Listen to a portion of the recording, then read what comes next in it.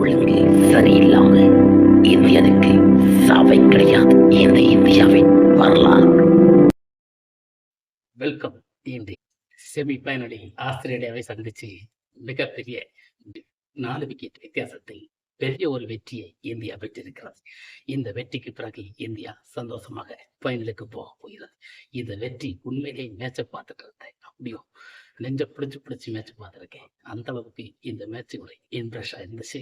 இந்த மேட்சை பார்க்கும்போது உண்மையிலே எல்லா பிளேயர்களுக்கும் பெரிய ஒரு விஷயமா இருந்தது. அந்த அளவுக்கு தான் இந்த மேட்ச் நல்ல ஒரு இதாக இருந்திருக்கு.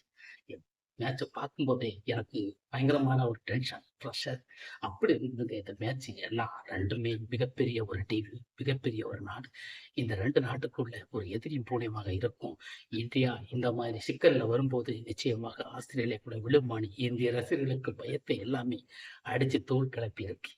இந்த மேட்ச்ல முக்கியமா மேட்ச் வின்னிங்னு சொல்லும் போதே செகண்ட் பேட்டிங் பிடிச்சாலே நம்ம விராட் கோலி பேசப்படுவார். இப்போது அவருடைய ரன்னிங் சேசிங் நல்லா இருந்துச்சு. கடைசியில காட்ரி பாண்டியா 3 6களை அடிச்சு ரன் ரேட்டுகளை அப்படியே குறைச்சி ரொம்ப விசித்திரமான மேட்ச். இந்த மேட்சை முடிச்சு கொடுத்திருக்கிறாரு KL ராகுல். கடைசியில் ஒரு 6 அடிச்சு இந்த மேட்சை வின் பண்ணிருக்கு இந்தியா. இந்த மேட்ச் உண்மையிலே ரொம்ப சூப்பரான மேட்சுங்க. இன்று சட்டம் ஒழுங்கு சரியில்லாம இந்தியனுக்கு சாவை கிடையாது. இந்த